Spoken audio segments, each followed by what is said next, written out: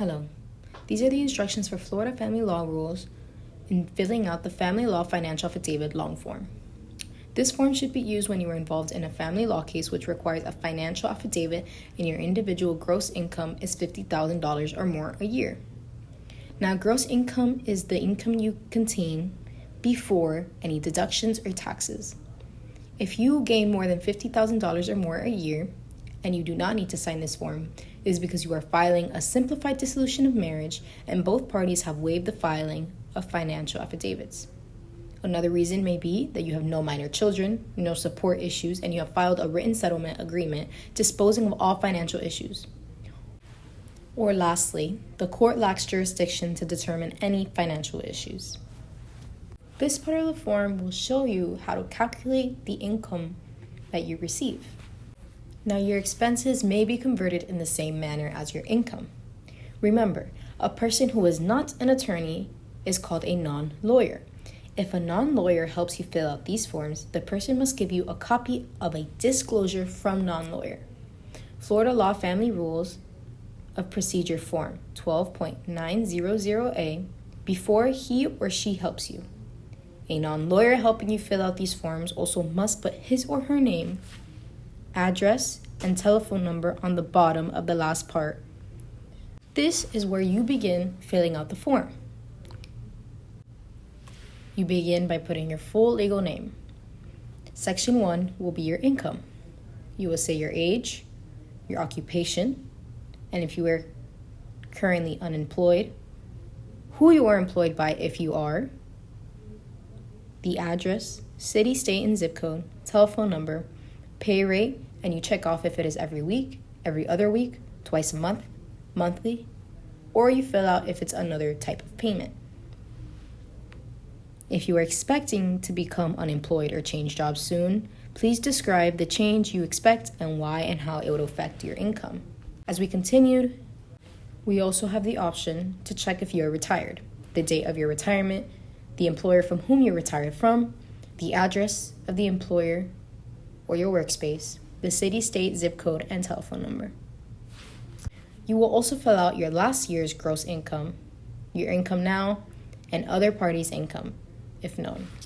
Now, when you are filling out your present monthly income, all amounts must be monthly.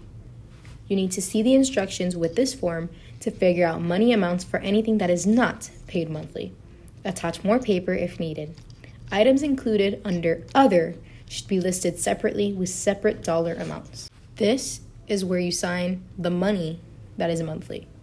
You have monthly gross salary or wages, bonuses, disability benefits, workers' compensation, unemployed compensation, pension, retirement, or annuity payments, Social Security benefits, alimony actually received from this case or from another case, interest, rental income, income from royalties, trust, or estates, reimbursed expenses, gains derived from dealing in property, and any other income of reoccurring nature. Anything on this form that says total present or any math that needs to be done, like deductions, will be done by the company. Now we begin the present monthly deductions. All amounts, again, must be monthly. See the instructions with this form to figure out money amounts for anything that is not paid monthly. It is in the beginning of the form. You must fill out monthly federal, state, and local income tax, your filing status, number of dependents claimed, and your monthly FICA or self-employment taxes. Monthly Medicare payments, mandatory union dues, mandatory retirement payments, health insurance payments, court-ordered child support actually paid for children from another relationship, court-ordered alimony actually paid from this case or from another case. Again, total deductions and present net monthly income will be done by the company. Section 2 is your average monthly expenses. Now, this is your proposed / estimated expenses. If this is a dissolution of marriage case and your expenses as listed below do not reflect what you actually pay currently, you should write estimate next to each amount that is estimated. Now, these are your household deductions and expenses. Your monthly mortgage or rent payments, property taxes, insurance on residence, condominium maintenance fees and homeowners association fees, electricity, water, garbage, sewer, telephone, fuel oil or natural gas, repairs and maintenance, lawn care, pool maintenance, pest control, household, food and home supplies, meals outside home, cable TV, alarm service contracts on appliances, maid service, and any other expenses that are made on your household. The subtotal will be done again by the company. Now it comes to your automobile expenses, your gasoline and oil, your repairs, your auto tags and emission testing, insurance, payments, rental replacements, alternative transportation, tolls and parking, and any other automobile expenses. The subtotal will be done by the company. Now you will sign your monthly expenses for children common to both parties. Nursery, babysitting or daycare, school tuition, school supplies, school activities, lunch money, private lessons, allowances, clothing and uniform, entertainment, health insurance, medical, dental, prescriptions, psychiatric, psychological counselor, orthodontic, vitamins, beauty parlor or barbershop, non-prescription medication, cosmetics, toiletries, and sundries, gifts from children to others, camp or summer activities, clubs, time-sharing expenses, and monthly miscellaneous. Subtotal will be done by the company. Now, these are your monthly expenses for children from another relationship, other than court-ordered child support. And the subtotal will be done by the company. Now you will fill out your monthly insurance.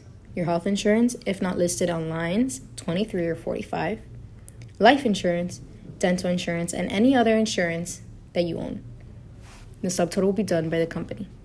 These will be your other monthly expenses not listed above. Again, if any of these expenses are weekly, hourly, then in the beginning of the form, it will show you how to calculate that.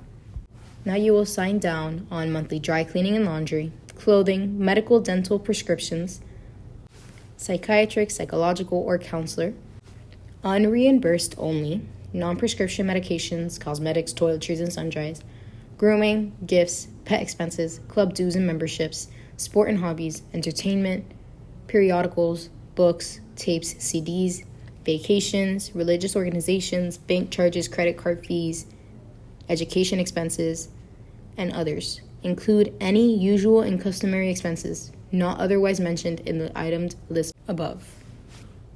Now will be your monthly payments to creditors. Only when payments are currently made by you on outstanding balances.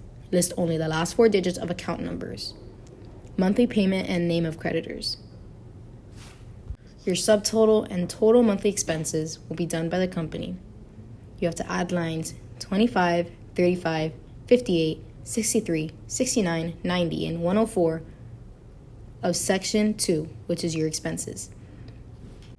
Now your summary will be done by the company. Section 3 are your assets and liabilities. This is what you list that you own. These are your instructions.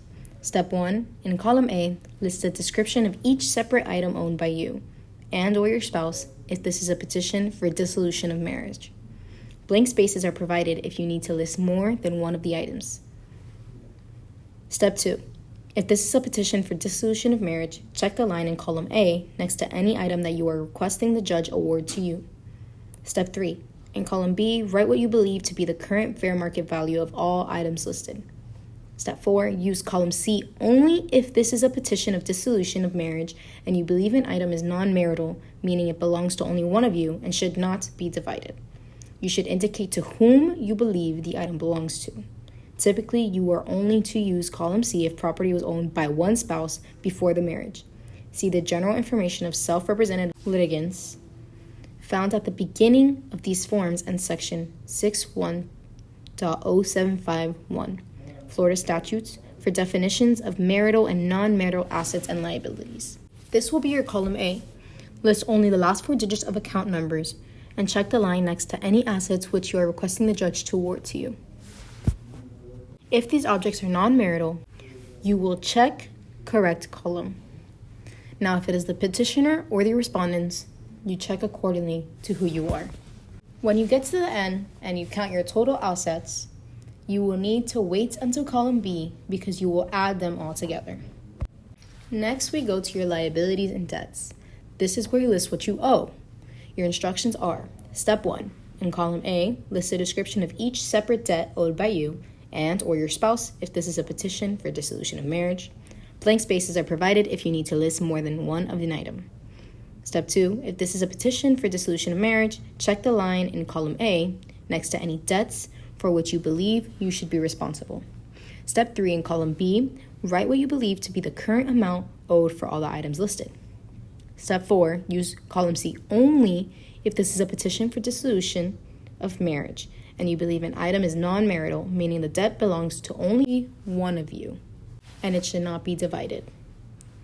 You should indicate to whom you believe the debt belongs to. Typically, you will only use column C if the debt was owed by one spouse before the marriage. In column A, you will list only your last 4 digits of the account numbers and check the line next to any debts for which you believe you should be responsible. In column B, you write your current amount owed. In column C, if it is non-marital, you will check correct column if you are petitioner or respondent. And in your total, remember to add column B. Next, we will go into your net worth. This is excluding contingent assets and liabilities. Contingent meaning it is subject to change. Your total assets, total liabilities, and total net worth will be done by the company. Next will be your contingent assets and liabilities. Your instructions. If you have any possible assets like income potential, accrued vacation or sick leave, bonus, inheritance, etc., or possible liabilities, which is possible lawsuits, future unpaid taxes, contingent tax liabilities, debts assumed by another. You must list them here. Here are your contingent assets in column A. You will check the line next to any contingent assets which you are requesting the judge to award to you. Column B will be the possible value of them. And column C, again, will be non-marital if they belong to only one of you.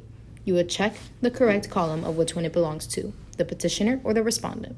And in your total contingent assets, you will add them up. Next will be your child support guidelines worksheet.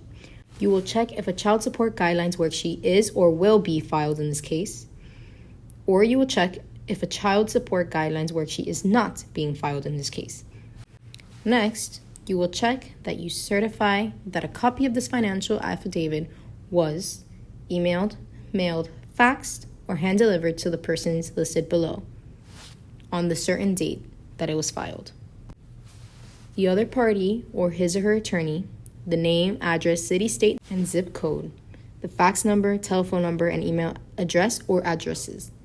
Next, you will sign the date and signature with your printed name, address, city, state, zip code, telephone number, fax number, and email address down below under penalties of perjury to make sure that you have read the document and the facts stated and that everything in here is true. And that is how you sign a financial affidavit. Make sure you read everything carefully and make sure that all liabilities, assets, expenses, and income are monthly and are filed correctly. Hello. These are the instructions for Florida family law